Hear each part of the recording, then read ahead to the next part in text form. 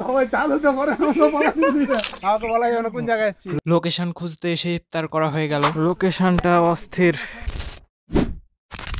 Hello everyone, আসসালামু আলাইকুম। আজকে আমরা কোথায় যাচ্ছি জানি না, তারপরে খুঁজতে জায়গা খুঁজতে যাচ্ছি আমরা। লোকেশন আমাদের আমরা ইফতারি করবো, এখানে লোকেশন খুঁজতে যাচ্ছি। হাসবেন আপনার সামনে মুসরিফুজা পার হয়ে দাও। ভোলাহাটে বাইরে যাবো না, ভোলাহাটে খুঁজবো।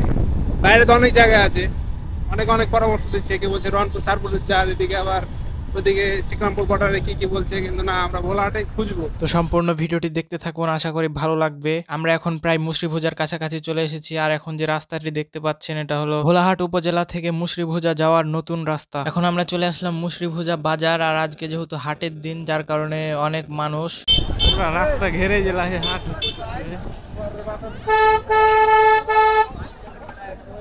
রমজানের হাট। আমরা এখন যে জায়গায় যাচ্ছি ওই বিলটার নাম হলো পাইকড়া আমগাছি বিল। আর এই রাস্তাটি অসম্ভব সুন্দর। আসলে ক্যামেরায় কেমন দেখা যাচ্ছে জানি না, তবে বাস্তবে অনেক বেশি সুন্দর। তো ফাইনালি অনেকক্ষণ পথ পাড়ি দেওয়ার পরে চলে আসলাম আমাদের সেই কাঙ্ক্ষিত জায়গায়। এই জায়গার প্রাকৃতিক সৌন্দর্য এতটাই অসাধারণ, আসলে ভাষায় বলে প্রকাশ করার মতো না। কোন জায়গায় আছি আমরা এখন বলেন? অজানা বলবো তো, সব চলে আসবে না। আমাকে বলা যাবে না কোন জায়গায় এসেছি। লোকেশন খুঁজে লাভ নাই, আমরা নিজেও জানি না।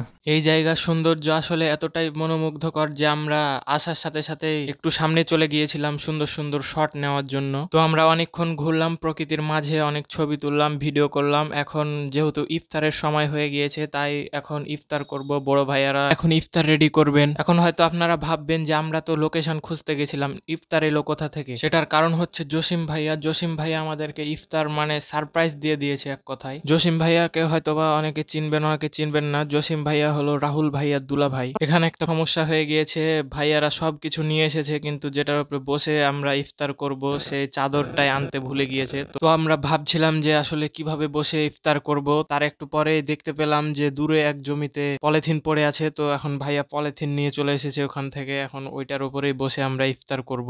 সবাই চালুতে করে ইউনিক লোকেশনটা অস্থির।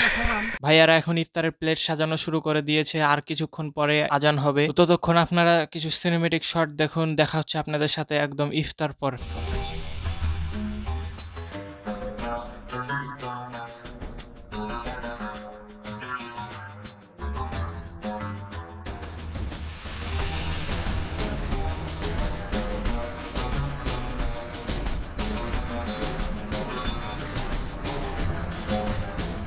এখন আমাদের ইফতারি শেষ। অসংখ্য ধন্যবাদ রাহুল ভাইয়া আমাকে এরকম একটা সুন্দর জায়গায় নিয়ে যাওয়ার জন্য। আর বিশেষ করে ধন্যবাদ দিতে চাই জসিম ভাইয়াকে, আমাদের সবাইকে এরকম একটা সুন্দর ইফতারি উপহার দেওয়ার জন্য। তো এখন আমরা বাসার দিকে রওনা দিয়ে দিলাম। কেমন লাগলো আজকের ভিডিও অবশ্যই কমেন্ট করতে ভুলবেন না। ভালো লাগলে অবশ্যই পেজটিকে ফলো দিয়ে রাখতে পারেন। দেখা হচ্ছে আপনাদের সাথে নেক্সট ভ্লগে। আল্লাহ হাফেজ।